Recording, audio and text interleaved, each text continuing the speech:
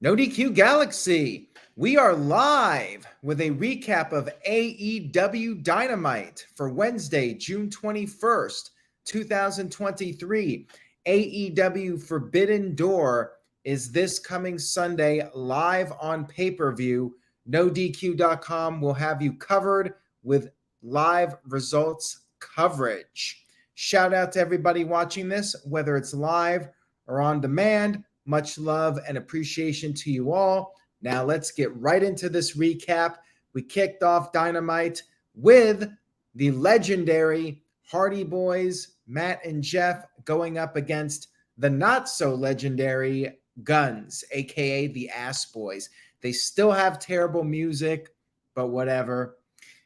Early momentum from the Hardys. However, Colton Gunn took a cheap shot from the apron. They worked over Jeff for a while. Matt Hardy got the hot tag, nailed Austin with the twist of fate, but Colton put Austin's foot on the rope, and Austin tried to cheat using his feet on the ropes in a pin attempt on Matt, but was unsuccessful. Jeff tagged back in. Jeff was perhaps on the verge of winning for his team, but then you had Juice Robinson show up, providing a distraction. He had the referee's attention. The Guns double-teamed Jeff and then picked up the win after taking him down with the 310 to Yuma finisher. Now, after the match, the attack continued on the Hardys. Juice Robinson had a roll of quarters that he used on Jeff. He hit him in the face with the roll of quarters. Apparently, this was to write Jeff Hardy out of storylines for the time being, as AEW will be going into Canada for the next month or so with multiple shows. Jeff Hardy not allowed in Canada due to his lengthy DUI arrest history. You had Ricky Starks running down, as well as FTR trying to make the save, but the numbers game was still too much for them. Crowd knew that somebody was needed to make the save. They chanted CM Punk, and sure enough, CM Punk showed up in Chicago, ran down there, and cleared the ring of the bad guys. He got on the mic. He issued a challenge for Collision, since he is, after all, a Collision guy. He's not even supposed to be on Dynamite as far as he's concerned, but he was there to issue the challenge, and it was confirmed that CM Punk will team up with FTR and Ricky Starks against Bullet Club Gold, which consists of Ricky Starks, Jay White, and the Ass Boys, the Guns, whatever you want to call them. Nice usage of CM Punk here, and the match was solid. We had Jeff Jarrett versus Mark Briscoe in a concession brawl.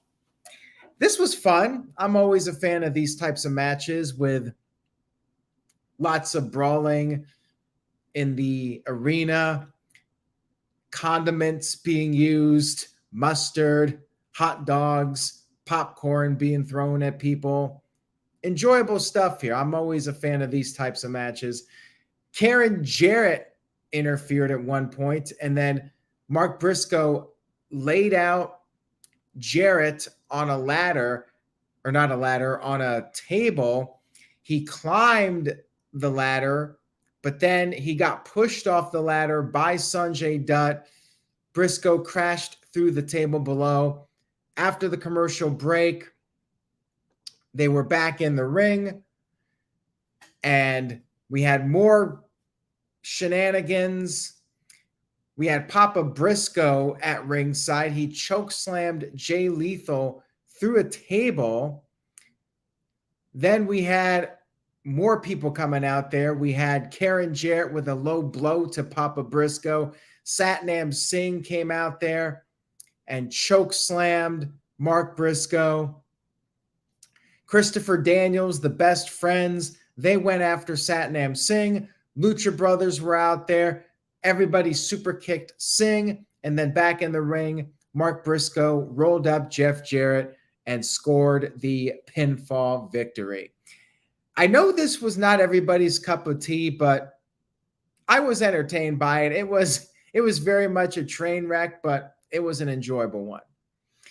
We had a backstage Blackpool Combat Club promo. A challenge was issued for Forbidden Door. Blackpool Combat Club going up against the Elite.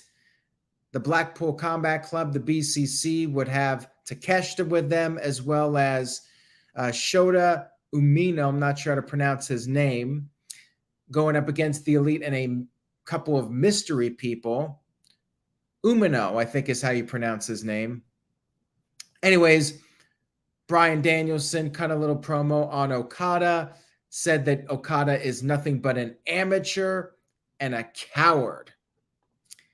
We had a video package recapping the first Collision episode, and then we had a 6-man tag team match. We had Chris Jericho, Sammy Guevara, and Minoru Suzuki, I think I got that one right, versus Action Andretti, Darius Martin, and AR Fox. It was mostly a standard trios match. It was good, back and forth a little bit. Typical with the bad guys working over the good guy for a while. Crowd was very much into it, as you would expect, and things started to break down. The good guys did get in some offense. AR Fox did his inverted splash to the outside, whatever it's called. I'm not even sure what it is. Jericho eventually got the win with the Lion Tamer, tapping out Darius Martin. And then after the match, we had a post-match promo from Chris Jericho. He issued a challenge to Sting and Darby Allin for Forbidden Door. He said that Sting is a whore. Sting only goes where the highest bidder offers money. This led to Sting and Darby coming out there, and Jericho wanted to know who the partner was, but Darby said that Jericho and the rest of the world would have to wait until Collision this coming Saturday.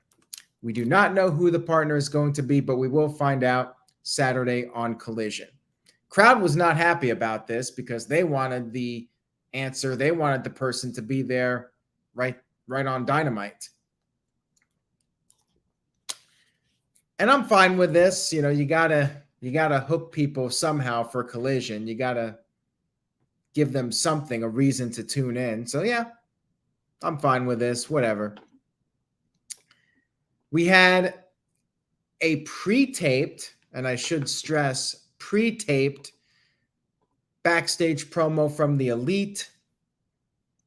They were not in Chicago for good reason, because this was CM Punk territory, and they did get booed.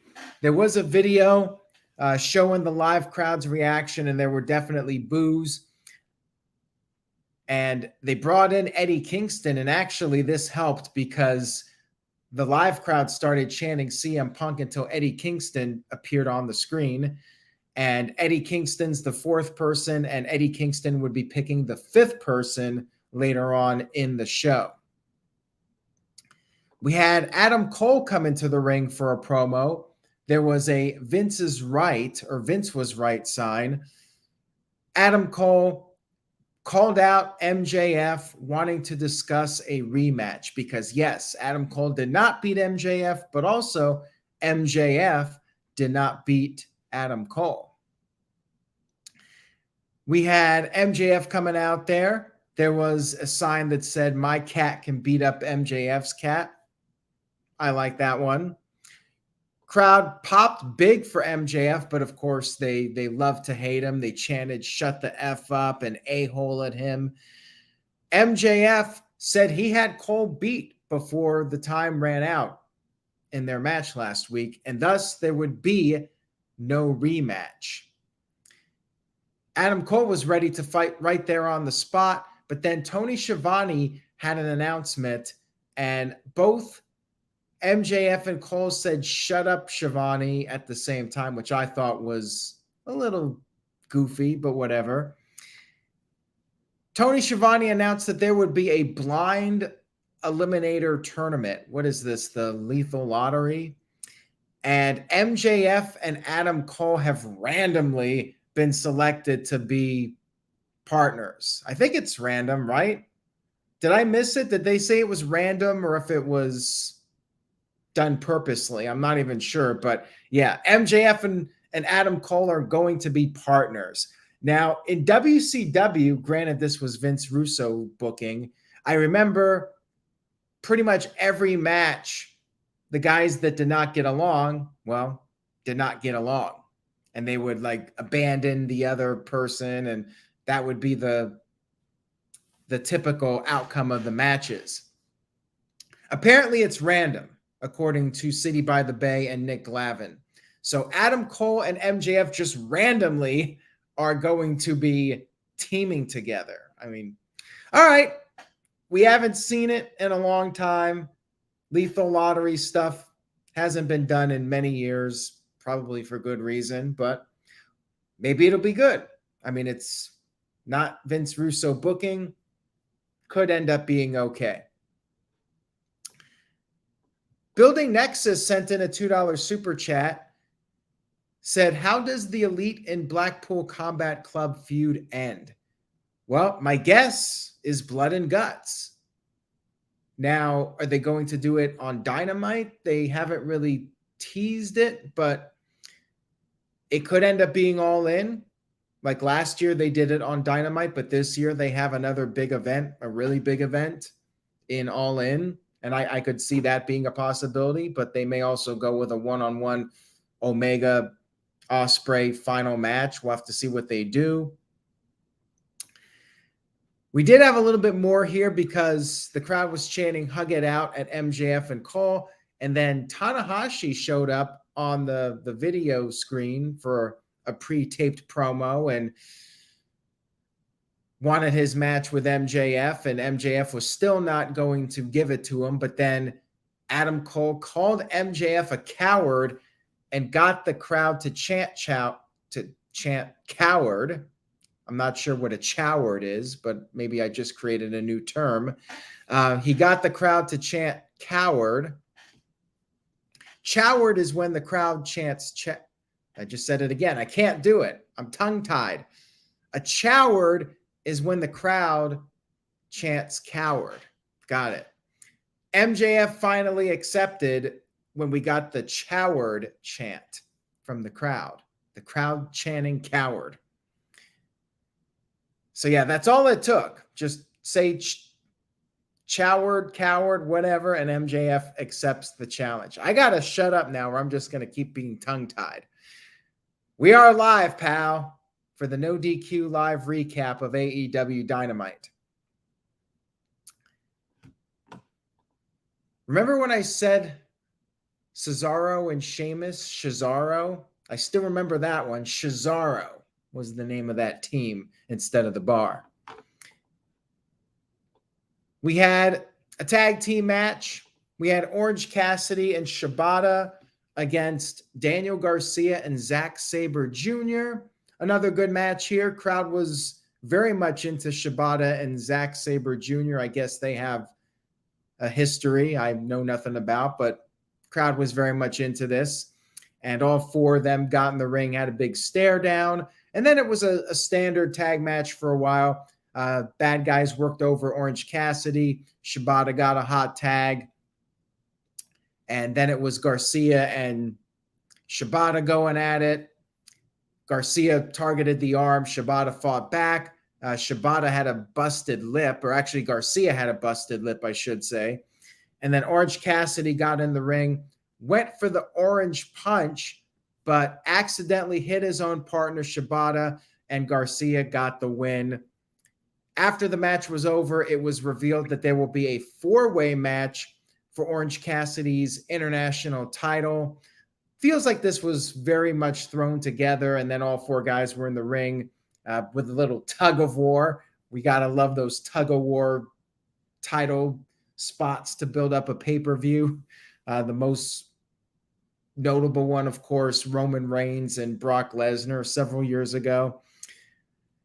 And another multi-way Orange Cassidy title match. Now, I'm sure it'll be a really good match, but it's like kind of throwing this together. Orange Cassidy needs a more meaningful feud, I think. Like, they just seem to be throwing his matches together, but it'll be fine. They're doing it at Forbidden Door. And like I said a few weeks ago, it doesn't really matter what the undercard is. Like, they could just throw a bunch of matches out there, which they pretty much did here on the Go Home show. We only had 4 matches going into Dynamite, and then they tacked on like another 5 or 6 matches. So now we have a 10-match card or whatever it is for Forbidden Door. Somebody find out for me how many matches we have exactly. I think it might only be 8, but I feel like it's 9 or 10. We had Will Ospreay interviewed backstage, and I guess the plot thickens here because Don Callis approached him and offered some special security for Ospreay's match against Kenny Omega at Forbidden Door. According to Matthew, we have 10 matches, and yeah, we might get a couple more before it's all said and done. We had Taya Valkyrie versus Chris Statlander. 9:30 women's match special. It was actually a little bit later than usual, maybe 9:35, because the final segment was not a match, but rather a promo talking segment. And it was a good match for what it was. Back and forth. Taya provided a fight. She was competitive with Chris Statlander. But in the end, Statlander retained her championship with the Wednesday Night Fever pile driver. She continues to be a fighting champion. And it was also announced, speaking of the women's division, that Willow Nightingale will challenge Toni Storm for the AEW Women's Championship at Forbidden Door. And I guess it technically, in a way, even though Willow is working for AEW, since she has that New Japan women's title, it'll, in a way, be AEW versus New Japan, sort of. But the AEW Women's Championship will be on the line in that match. We had our final segment of the evening, which was Eddie Kingston in the ring for a promo. Talked about how he cannot stand Claudio, and that led to Jon Moxley coming into the ring. And Moxley basically said, if they stand against you, you destroy them.